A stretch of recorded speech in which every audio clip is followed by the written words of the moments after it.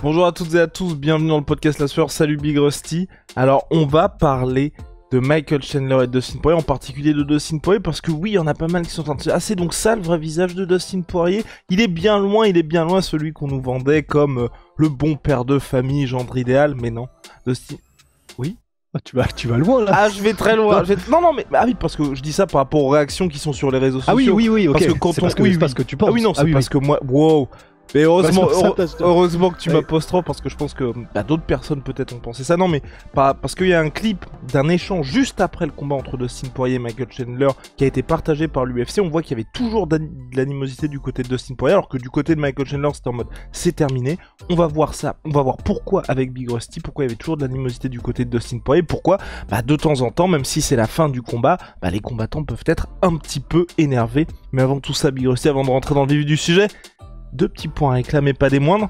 First of all, le grand livre du MMA, notre livre vient de sortir. J'étais là, il est disponible partout. J'étais l'acheter hier à la Fnac pour ma grand-mère pour lui dédicacer. Donc voilà. Et c'est l'histoire du MMA. Grand 1, grand 2, les 20 rivalités qui ont fait l'histoire du sport, selon nous, n'est-ce pas Big Rusty? Et ouais, grand 3. Les 32 noms qui ont fait le sport. Et grand 4. Trucs, hein. Et grand 4. Les 5 qui auraient pu faire du MMA. Ça, on en a toujours pas parlé, mais ça, les 5 qui auraient pu faire du MMA, dont notre cher Jean-Claude Van Damme et la légende parmi les jambes, Jérôme Le Banner. Et puis dernier... on sait qu'ils en ont, on sait que Jérôme Le Banner y a participé, mais c'est faire carrière. Dans son prime, exactement. Parfait, Big Rusty, c'est important aussi de préciser ça. Et puis dernier point avec là, mais pas des moindres, on est le vendredi 25 novembre. Il y a moins 50% sur tout MyProtein avec le code La Sueur, rendez-vous compte. Donc c'est le code La Sueur, vous le savez, sur ma Sweet Pea. Générique. Soit.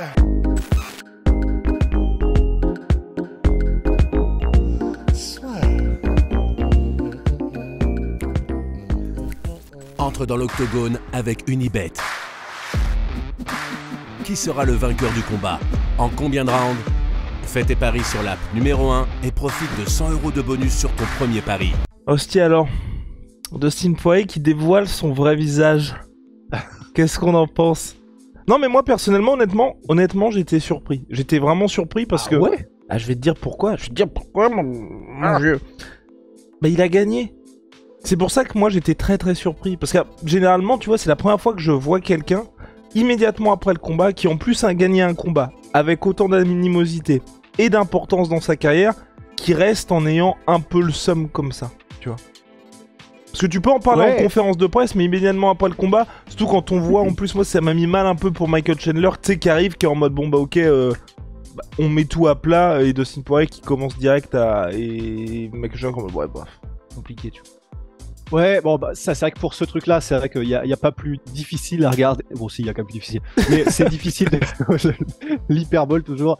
Mais c'est vrai que c'est compliqué de voir des trucs où t'as un qui veut être ami et que ça se passe bien, et l'autre qui lui renvoie un petit peu. Après, en fait, si je suis totalement honnête, ça m'a pas choqué du tout. En fait, sa réaction à Dustin, vraiment, honnêtement, parce que le truc c'est que bon, déjà, on a toujours su que Dustin c'était un mec un peu dur, tu vois. Et expliquons ce qui s'est passé durant le combat, parce que d'où vient cette réaction de la part de Dustin Poirier, Big Rusty? Ouais, c'est pour ça que ça m'a vraiment pas choqué. C'est que, bon, déjà pendant le combat, il y a pas mal de petits trucs qu'a fait Michael Chandler. Honnêtement, des petites dégueulasseries quand même, on va pas se mentir. Parce que déjà le coup du fish hooking, donc où en gros, et en plus c'est vraiment pour terminer le combat, hein, parce que du coup c'est Michael Chandler qui est en position de mettre un étranglement arrière, et il va aller chercher à l'intérieur la bouche de Dustin, donc ce qui fait donc ce qu'on appelle du fish hooking, du hameçonnage, et il n'y a pas le droit de le faire en MMA. Il fait et il essaye de remonter la tête de Dustin pour et de mettre l'étranglement arrière. Ça n'a pas marché, et pourquoi ça n'a pas marché aussi, c'est parce que Dustin était en mode ah ouais d'accord, et il lui a mordu le doigt en fait. C'est ce qu'on a appris après, mais normal, enfin j'ai envie de dire, attends, enfin là c'est réponse du berger à la bergère, tu vois. Je le mange de vilain, hein. Voilà. Et en gros, le deuxième truc, c'est la glaire là, la glaire de l'espace, putain, l'espèce de immonde. Ouais. Le mec s'est mouché dans Dustin Poirier. Et alors là, vous allez nous dire, ouais, mais les gars, vous avez pas fait autant de simagrées. En plus, je crois qu'on en avait fait autant de simagrées. Mais tu sais, quand c'était Paulo Costa contre Luke Rockhold. Mais le truc, c'est que déjà, premièrement, là, c'était clairement fait exprès dans le cas de Luke Rockhold. Dans le sens, tu peux pas faire plus exprès que comme ça et tu tartines avec ton nez. Tu peux pas. Là, si là il essayait de dissimuler le truc, c'est un QI négatif. Donc évidemment il a fait exprès. Là, pour le truc de Michael Chandler, en gros, après coup, Michael était en mode non, ça c'était vraiment pas fait exprès. Et vraiment, donc on rappelle, en gros, il lui a lâché, ça sort du nez, hein, c'est ça?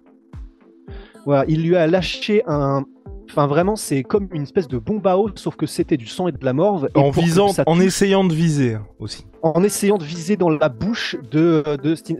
Rien que d'y penser, ça me dégoûte. Mais ça me dégoûte.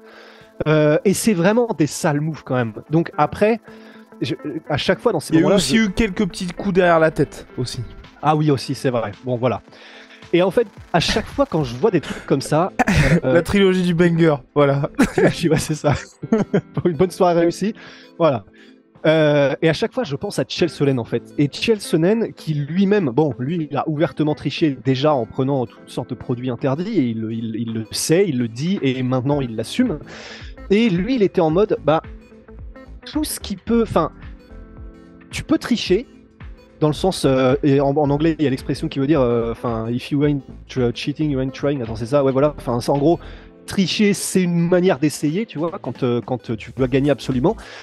Bon, c'est ok, c'est pas chevaleresque, mais au moins, Chael Sonnen est en mode, tant que tu l'assumes, c'est pas classe, mais ce sera un peu plus accepté. Et c'est pour ça que même Chael Sonnen, je crois que c'est des moments où Anderson Silva lui tirait le short, je sais plus, ou le gant, enfin, dans un de leurs combats. Et en gros, Chael Sonnen était en mode, bah, ouais, ok, il a fait ça, mais premièrement, moi aussi, je fais des trucs et je peux pas lui en vouloir. C'est dans le combat. Oui, normalement, tu connais les règles, donc c'est comme en boxe anglaise, tu commences pas à lâcher des gros low kicks, ton cerveau est conscient de ce qu'il faut faire et ne pas faire, mais dans des situations comme ça, là, Chael Sonnen est en mode, bah, si tu l'assumes, c'est pas classe, mais ça peut passer, tu vois, aux yeux des fans. Là où c'est compliqué, c'est que Chandler, il a mis du temps avant d'avouer qu'il avait un peu triché, complètement, beaucoup triché. Et c'est là où effectivement, il y en a qui lui en ont voulu. Et c'est vrai que moi, j'étais en mode, je voulais qu'il le dise, en fait. J'étais en mode, oh, allez, au moins, dis-le, on l'a tous vu, s'il te plaît. Et le truc, c'est que du coup, quand j'ai vu là la vidéo avec Poirier, déjà, ils sont encore un petit peu dans l'adrénaline du combat. Ok, il a gagné, mais c'était une guerre. Il y a laissé des plumes encore, Dustin Poirier. Michael Chandler aussi. Chandler aussi, absolument. La décision, certes, il y a eu le temps de la décision, il y a eu le temps des coupures pub, etc. Mais il est encore dedans, il est encore dans la cage, il a encore là, l'adrénaline. Elle est là, mais elle commence à redescendre. Donc en plus, la douleur arrive pour tout le reste. Je peux comprendre qu'ils soient encore dans le mood la guerre et que de toute façon, pour faire la boucle par rapport à ce dont on avait commencé la meilleure le podcast, c'est un mec dur et on le sait de Steen. Il s'est jamais caché d'être un mec dur, mais même dans les interactions. C'est-à-dire qu'il y a bon bah là du coup on est en train de faire la vidéo que j'ai tournée ce matin sur John Jones et Daniel Cormier. Comme John Jones par exemple, lui, il y a un moment où dans sa carrière, clairement, et on l'a su qu'après, et lui-même l'a avoué, il faisait semblant d'être un chic type, de vouloir être un exemple pour la jeunesse, etc. Bon, on va voir où il en est après, ça c'est un autre podcast, mais il y a eu des moments où, notamment à la télévision, quand en gros il croyait que c'était encore, que c'était terminé, et finalement on était encore devant les caméras, et là on a vu un peu son vrai visage, pour le coup. Et il l'a avoué après que c'était effectivement ce qui s'était passé. Dustin, perso, j'ai jamais eu cette sensation. J'ai jamais eu la sensation qu'il jouait un double jeu de je fais semblant de sourire, je fais semblant de vouloir faire les choses bien, je fais semblant de vouloir être le genre idéal. Il a toujours été dur comme ça. Donc, ouais, ça fait un peu mal parce qu'on a envie que Chandler et lui soient copains après une guerre comme ça, mais ça me choque pas, tu vois. Choque pas, ok. Pas de souci en tout cas, c'est vrai que moi je vois qu'il y a pas mal de grosses réactions à l'encontre de Dustin Poirier, mais c'était bien de tout remettre dans son contexte vis-à-vis de ce combat-là. C'est juste plus moi le côté, on l'a vu un peu avec le combat, quasiment tous les combats de Conor McGregor. Quoique tous les combats de Conor McGregor, sauf ceux contre Nate Diaz, mais c'est vrai que moi j'aime bien quand après le combat, tu vois, il y a du respect entre les combattants.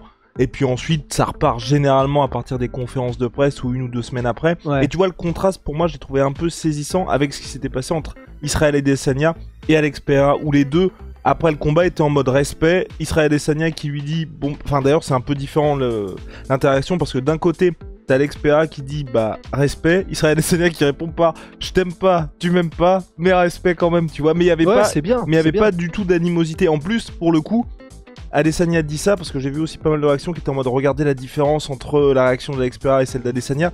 Les gars, Adesanya vient de perdre sa ceinture et perdre pour la 3e fois contre un mec, donc on peut imaginer que le gars ait le seum, mais tu vois, les deux sont quand même à tête reposée.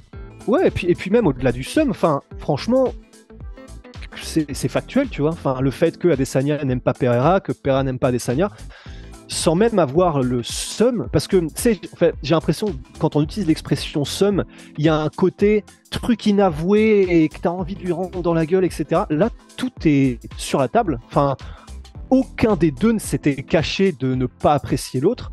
Du coup, pour moi, quand il dit ça, c'est factuel. Et c'est pour ça que je suis d'accord avec toi. Là, l'interaction qu'il y a entre Adesanya et Pereira, pour moi, bah, c'est parfait parce que voilà, ils sont pas faux cul, ils sont en mode bon, bah, clairement, on s'aime pas, mais on se respecte. Honnêtement, c'est tout ce qu'on sait. Enfin, perso, c'est tout ce que j'aime voir et que je préfère voir, tu vois. Enfin, quand on est dans des délires en mode Conor Khabib ou en soi même John Jones Cormier, et encore John Jones Cormier, il se touche plus trop, tu vois, mais Conor Khabib, dès qu'ils en ont l'occasion, ils s'envoient des énormes bastos, des énormes missiles. Bah, maintenant, entre guillemets, on a un peu fait notre deuil de voir une réconciliation entre les deux, mais c'est pas le top du summum, quoi. En tant qu'humain, on a envie de voir des choses qui s'améliorent, on a envie de voir des évolutions positives, quelle que soit la métrique. Bah, au moins. En plus, il a gardé la même énergie tout le temps, Dustin. C'est-à-dire que pendant le combat, il a pas kiffé. Juste après le combat, il a pas kiffé. Et après, pendant les conférences de presse, tu vois, c'est pas comme s'il avait dit ça pendant un cage et que après, en conférence de presse, il était arrivé tout sourire en mode ah oui, oh, il a peut-être triché. C'est pas grave. Franchement, c'est vraiment pas grave. Il a gardé la même ligne, tu vois. À la différence de Michael Chandler, qui c'est vrai que pour le coup, oui, cultive une très bonne image, ça. Et c'est vrai qu'après, elle tombe non, parce que il y a eu aussi pas mal de montages sur Twitter en mode quoi, des coups derrière la tête. Ah bon, non, je comprends pas pourquoi il a dit ça. Et puis juste après, tu vois bien que les Hammer Fist, ils y allaient bien. Donc bon, voilà, en tout cas, c'était pour le Thrill and the Agony de l'UFC 280. En tout cas, moi, j'adore ces moments de l'UFC parce qu'on voit exactement ce qui se passe et c'est là que vous vous rendez compte, les mecs ont des caméras, des micros partout et la moindre interaction, franchement, est capté. Ah bah il arrête pas. Hein. Ouais. Ah bah de toute façon ça c'est pour avoir été du coup pour la chance nous deux, toi comme moi, mais d'avoir été vraiment inside dans les couloirs de l'UFC et partout. C'est réel dans le sens c'est que ce soit là parce que c'était des vraies caméras, tu vois, mais ou juste des mecs qui sont partout avec des téléphones dans tous les, faut que tout soit quadrillé et tous les couloirs sont quadrillés au cas où il se passe un truc. Ils sont vraiment très très forts l'UFC là-dessus. Bah voilà, Big Rusty, on a terminé. On se retrouve très vite pour de nouvelles aventures. See ya. See ya.